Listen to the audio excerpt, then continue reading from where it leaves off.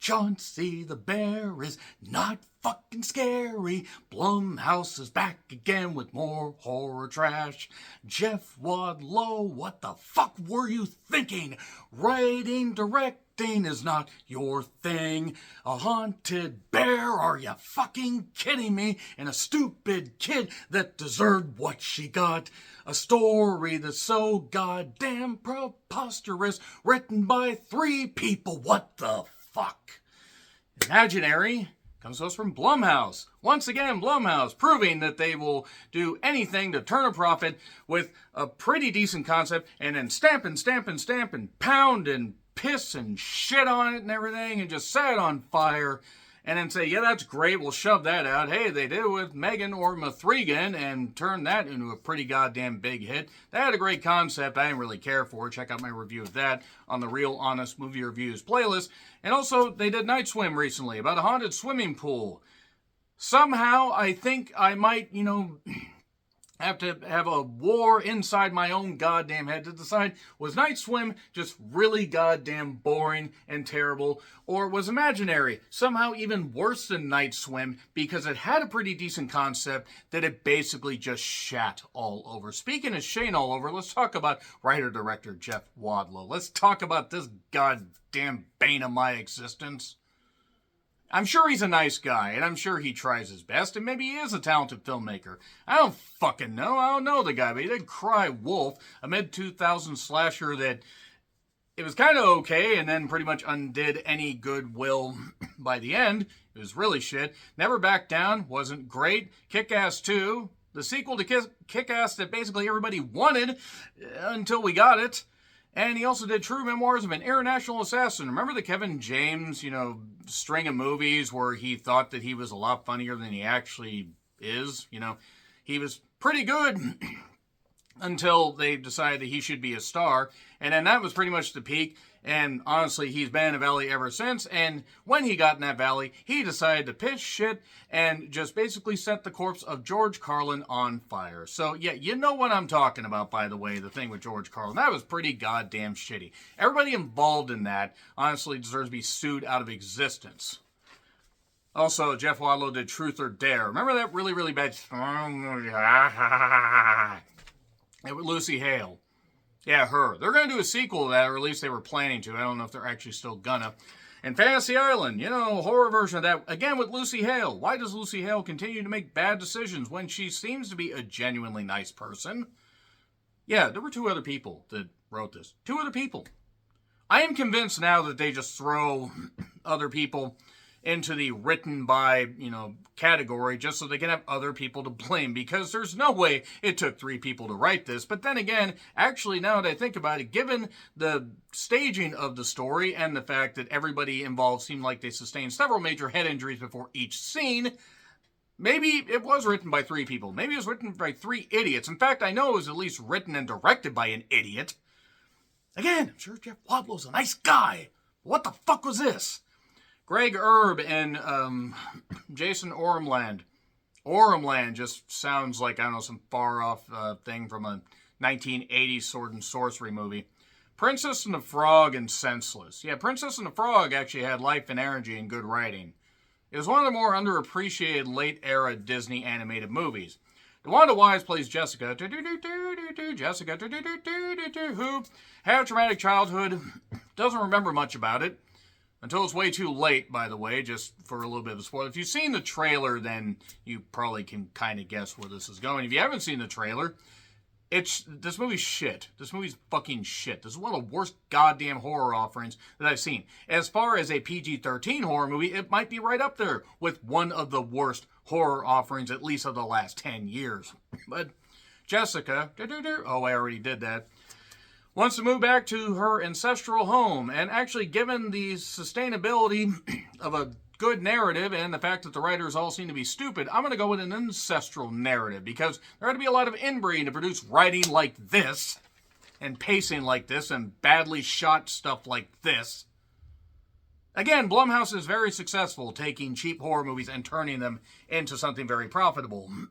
And then you have... she has a guy named, a boyfriend named Max, or a husband. I don't actually know if they're married. I genuinely don't give a fuck, honestly. The guy that plays Max, he has an accent, so honestly, that's why she's attracted to him. And also, he has 2 kids from a previous marriage, Taylor and Alice. Taylor is played by Tegan Burns. Tegan, eh? And also Alice is played by Piper Braun. Alice is the younger of the 2, and while I hate to knock children, and I'm sure that this girl is very, very delightful, she provides some of the worst acting I have seen from a child actor in a while. Right next to the little boy that was in A Wrinkle in Time. I really don't think I was harsh enough on that kid. Sometimes just because you think your child can act doesn't mean they should. Also, the character was like just dog shit, so maybe Miss Braun actually can act, and maybe she'll get a chance to prove that. Because if this is the best she had to offer, if these were the best takes they had, I'd hate to see what was left on the cutting room floor. Betty Buckley from Carrie was in this as Gloria. Gloria, what the fuck is going on with Gloria? And Alex Angeles, rather, from The Cleansing Hour. I like The Cleansing Hour. It's on Shudder. Check that out. She was really good. Despite the fact I butchered her name, I apologize. I should rewatch that movie at some point because it was fun. So, $13 million budget, Jessica and her significant other move back into her ancestral house. I'm just going to say that because it's funnier and I have to make some jokes about this. So, the opening scene had me stifling laughter. And there weren't that many people in the theater, but I was trying not to laugh because I didn't want to be disrespectful. That was within the first 5 minutes of an hour and 42-minute movie. Even with end credits, that is saying something. Me having to stifle laughter in a movie that is taking itself very seriously, that was one of the worst openings I've seen, and unfortunately, might have been the high point. Yes, it gets goofy, and yes, you can laugh at some of the stuff. Smile, though your heart is breaking, because this is basically defecating on the corpse of PG-13 horror. And by the way, it reminded me a bit of the Insidious movies. And the Insidious movies were PG-13 and could actually sort of make things work. I mean, at least they had some atmosphere. Well, the first one did. The second one was more of the same, only not as good. And the third, and now that I think about it, Insidious really should have just stopped at one movie. And the sad thing is you could have combined the budgets of the first 3 Insidious movies, and I think only equaled what it cost for Imaginary. There's a bear that Alice finds while she is looking around and finds a bear and instantly becomes attached to the bear, and the bear is her imaginary friend and is going to take her on an adventure. She's going to do a scavenger hunt, and she does everything she's supposed to, then he's going to take her to the place where he's from. Well, that doesn't sound like very much of an imaginary friend you want to associate with. What the fuck do I know? Alice, you idiot. That kid deserved to be taken goddamn away because that kid was a moron. Jessica's a moron also. And I'm not talking about the actors. I'm not talking about the people. I'm talking about the characters. These are poorly written characters. Assuming they were written and they weren't just told, yeah, here's the outline, just go and act. We don't want to bother writing dialogue because Blumhouse doesn't fucking care.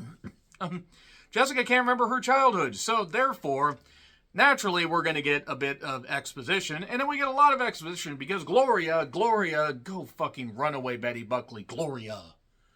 She tells a story about what happened and, is talking after a bunch of stuff has happened, like Taylor flirting with the neighbor boy. I also want to call out some of the reviews that I've seen where they kind of zero in on the actress playing Taylor. She is underage, folks, so please don't fucking do that. Please don't fucking do that. Don't be creeped. Stop it. Get some help. That being said, Taylor tries to play she's the angsty teenager, and she loves her sister, but she also misses her mom. And a bunch of other shit happens, and basically it's just spoopy, and not scary at all. The jump scare noises are goddamn crazy. There's something going on here. What the actual shit is happening? Why is any of this happening? There is a hallway scene a little bit later on with the neighbor boy that actually just made me laugh.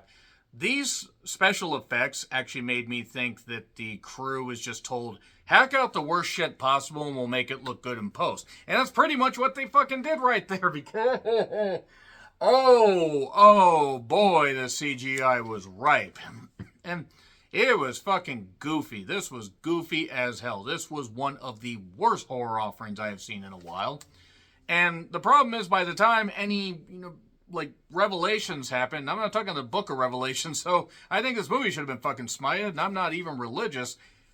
You just can only laugh. You can only laugh because the movie tries to take itself so seriously, and it just continues to get worse and worse and worse, with characters making dumber decisions after more dumb decisions, and it's just so mind-numbingly lacking in anything even halfway coherent. I do not understand the point of this movie. I don't understand what the hell they were trying to do. Then they try for some twists and everything that don't fucking work. They just make the movie even worse. It's fucking rotten.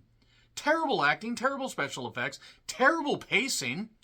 This movie felt at least like 2.5 hours, and it was only an hour and 40 minutes.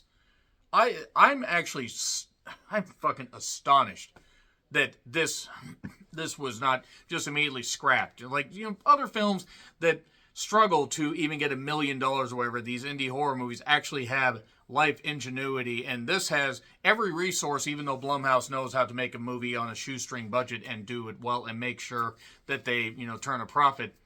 This just felt so lifeless and ridiculous. And did we get anything that justified the runtime? No, we just got more laughs and more stupidity. It's in theaters if you want to check it out. I'm getting on the fucking spoilers.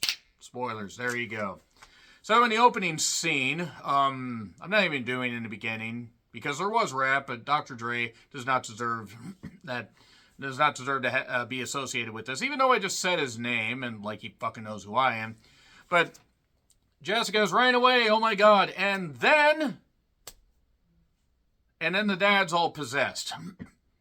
Or the mother's all, but somebody's possessed. The dad's possessed, and then everybody's acting all goddamn goofy, and then Jessica is having this nightmare, this horrible nightmare, this just terrible nightmare that's just haunting her, and she's frightened of spiders, because Chauncey's a spider, because they thought that after Stephen King's It did, something with spiders, they're like, yeah, we need to do that more often. And so talking to Max, they decide to move into her ancestral home. And let's just say Taylor isn't very happy. She had to leave her friends behind. Alice is happy because she just wants to feel normal, and she has burns on her arm and stuff like that. And basically the mother was sick, and you assume the mother died. No, the mother was in an institution and shows up later. And one of the funniest stupid scenes that I've seen in a while. And there's all these cuts to like this, shadowy figure in the background, like, oh no, it's a shadowy figure in the background, or it could have just been a smudge on the camera lens. With how bad these special effects are, you can't really fucking tell, and nor do you fucking care. Jessica finds a whole bunch of her old shit in the basement, including drawings, like a drawing that she did of a door called the Never Ever. This movie never ever should have seen the light of day, I just want to say. But she also had drawings all over her old room. Her dad's in an institution also, because he went batshit insane. We find out why later. And then Max goes off on a tour. Just goes off on a tour. He's in a band, apparently. We know that because he says he's going off on a tour. And he's got what looks like a guitar. This movie could have broken 6,001 guitars and never drawn a dime. And it would have done one more than Jeff Jarrett. That's a deep cut for wrestling fans. And the cheap jump scares are absolutely abysmal. I mean, there were so many examples I can't even come up with like one to zero in on, except that aforementioned hallway scene with the neighbor boy where the string gets pulled and then it comes up to him and and it just looks like a fucking goofy Muppet. Like, yeah, okay, that might be scary, and there were people jumping in the theater because evidently everybody in the crowd that I was with had never seen a fucking movie in their life. And I know that's bullshit because I recognize some of the people because some of that crowd goes to the Regal Mystery Movies every single Monday, or at least select Mondays. But they just are easily scared. It's not that I hate horror. I love horror. I hate stupid horror. And this was stupid horror. And not stupid where you can laugh at and you can appreciate the goofiness. You can laugh at some of this movie, but only because you're seeing the potential ripped and dripping away from a halfway decent concept. An imaginary friend that is evil, that is targeting children, doing that. That's fine. There's even talk from a doctor about this, interconnected amount of imaginary friends targeting children, taking them into the never ever in this unknown world. Okay, That's not the worst idea in the world. The movie just doesn't know how to play it because Jeff Wadlow apparently is a fucking idiot. And Blumhouse doesn't give a shit about making a good movie anymore. So, Gloria spouts some exposition. Oh, Gloria, she used to be your babysitter. Oh, Gloria, and your dad's in an institution because of what he did for you, Gloria. It's a good thing Laura Branigan is dead because otherwise I might get sued by her estate. But Alice instantly turns evil, is having a tea party. That's where the mother, comes in. She's talking to Chauncey and all this stuff, and Jessica sees the bear and sees this stuff. More on that here in a minute, and is having all these freak out moments.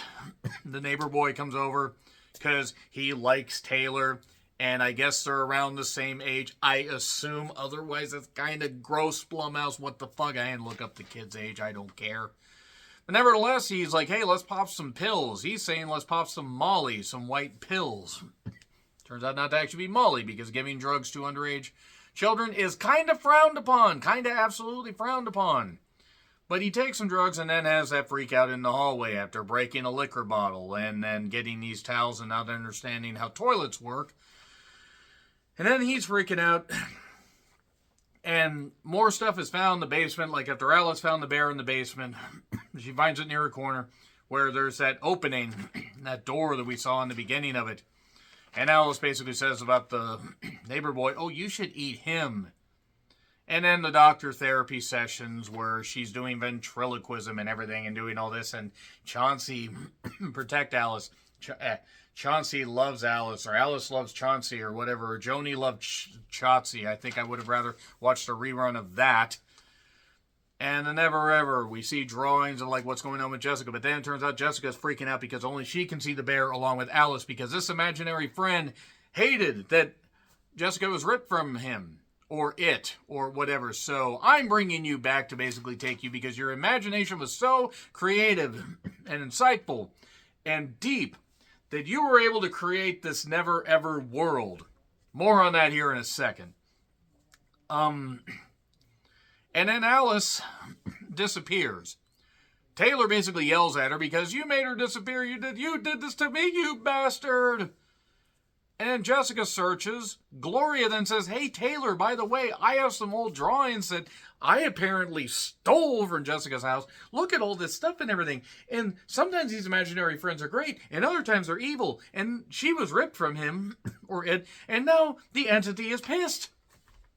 It's like Ellen Bernstein's character from The Exorcist, or Exorcist a Believer. Somehow worse. Because The Exorcist was revered. Carrie is pretty revered, but I think Exorcist revered just a little bit more than Carrie. And then Gloria goes along with Jessica and Taylor, and they have to get, basically the scavenger hunt thing is something blue, or something happy, something painful, or something that hurts, and something else, or whatever. It's a few things. Or like something that scares you. Like, earlier Alice, had something happy. There was a ball with a happy face drawn on it. And then that bounced down the stairs and had a sad expression and everything. Because apparently, I guess there was a magic marker somewhere in the Never Ever. And Chauncey's like, I'm going to do this. Did he find another ball? Did they just reverse it? Why am I putting thought into this? More thought than they fucking put into it. And then... set everything on fire, basically. You have to cause pain to yourself. Well, because she's an artist, Jessica is, she stabs herself in the hand with some scissors. I actually have scissors like that in my kitchen. But that doesn't work. So she basically, after trying to be the best stepmother, yells at Taylor and just is so hurtful to her because this whole trick didn't work. And Gloria's there. She's all happy. She's like, I didn't go in there with you, and I wish I had, so I'm going to go in there with you because your dad saw this stuff, and your dad got scared and spooked and freaked out and all this, and I'm going to go in there with you, and I'm going to help you save this little girl. But she's all hurtful to Taylor, Jessica is, and that causes the blue flamer to come out, shrieking most extreme elimination challenge noises. And then the door opens. It's a door on the wall where Chauncey can see it all. Imaginary is bullshit. And then they go into this maze thing where it's like, the upside down stairs and the goofiness. It's like a hallway of mirrors and a maze of stupid. But then Gloria shuts the door that apparently was in the floor and says, well, wait, why would you want to leave? This is everything that you could have wanted. This is what the entity promised me if I brought you back. What did the entity promise her? What did he promise her? Why would she suddenly want to do this? Why would she want to... The entity can just get out and possess anyone now? Can just get anybody to do its bidding? I guess. And then she's like, we can do all this, or we can stay here forever and everybody can be happy in this imagination with a million imaginations, of children running wild. We can all go crazy. It can be great. And then this giant bear paw attacks her and drags her into the goddamn thing. It weebles and it wobbles, but it won't fall down. It's like watching Snuffleupagus claw people to death. I would have rather watched that. I would have rather watched Sesame Street Muppets Go Feral, because it would have somehow made more sense than this. So yeah, Betty Buckley gets killed in one of the most hilarious scenes possible. Hilarious for all the wrong reasons. And then they manage to rescue Alice. The mother is there, by the way, their birth mother. And she's talking to her, but obviously, we get the weird goofy eyes, like the weird alien eyes and all this crazy stuff. And I'm not talking the eyes like, for the Pan's Labyrinth character. I need to rewatch that at some point. They're all freaking out because, my God, Alice has got everything that she wanted. Everything she wanted, including a puppy. This little, doodle that was, wandering around, whatever fucking kind of dog it was. I hope the dog's all right. That dog just looked like, get me the fuck out of here. Just make me go walkies and whatever. Nevertheless, basically, Jessica starts ripping up a book and starts doing some stuff, and that's enough to convince Alice, oh shit, I don't want to be here. It really makes the Further from Insidious look scary by comparison. That wasn't fucking scary either. And then they manage to get out. They get out and they freak out. And they get out of the goddamn thing and everything's good. And she's reading a book to her dad and everything's good. But no. False ending, because she didn't do what her dad did when he went absolutely insane. He painted the wall by taking and finger painting and finger banging the goddamn door. Would have made more sense if he had done that to the door, because that would have been something I wish I could have imagined out of my head. You're welcome, by the way. But he's doing this, but he's freaked out, he's possessed. It's nuts. And then, false ending, because suddenly, I'm still here. She realizes I'm still here and all this stuff, and then you got all the bug eyes and and if you love them, you'll stay here because I wanted your imagination to run wild here and I wanted you. And I will kill them unless you stay here. And then she says, okay. And then Taylor comes in with a hockey stick because she played field hockey. We found that out in one reference photo or Facebook or Instagram post or whatever. She hits her doppelganger over the head and they run out. And they get Alice. And they manage to get out. And then for some reason, Chauncey suddenly has a ski mask. After getting stabbed and destroyed, this Muppet getting stabbed and destroyed before the false ending gets revealed, then Chauncey got a weird ski mask thing where it's just glowing eyes and it's like being caught in whatever, the deadlights? Yeah, the deadlights that Pennywise had. And Jessica's trapped by that, and then Taylor's trapped by that. And then Alice decides to burn everything. Just burn it all. Just burn everything down. Just set it all on fire. You were never my friend, Chauncey. You never loved me. And then the house burns down. But then, they're all beat up and they're going to go to a hotel. And then suddenly, there's a boy with a bear. And he says, but my best friend's getting hungry as well. I think Rufus. Rufus was his name? I don't fucking know. Little shit. How dare you have an imagination, kid? Yeah, but he's hungry. And then they said, should we check another hotel? Yeah, let's do that. That's how your movie ends. See, it's not funny because it's not actually funny in a good way because it's funny for all the wrong reasons. It's terrible writing, terrible acting, terrible character direction. It's one of the worst movies of the year. I don't know how I managed to get that much material out of it, but somehow this movie almost broke me. It almost caused me to say, I don't want to review anymore. This was terrible. This was really terrible. This is another F grade, and this has to be top 10. There is no way this movie can't be top 10. This has to be right up there with Night Swim. I'm still debating which one's worse. I think Imaginary might actually be worse for this reason. Night Swim had a haunted pool and was just really boring. Imaginary had a really good concept and somehow managed to squander it. Because Jeff Wadlow and everybody involved in Blumhouse don't know what the fuck they're doing. F, agree, disagree with what I said? Like, share, subscribe, Twitter handle in the description. I'm John Renthland. I'll see you soon.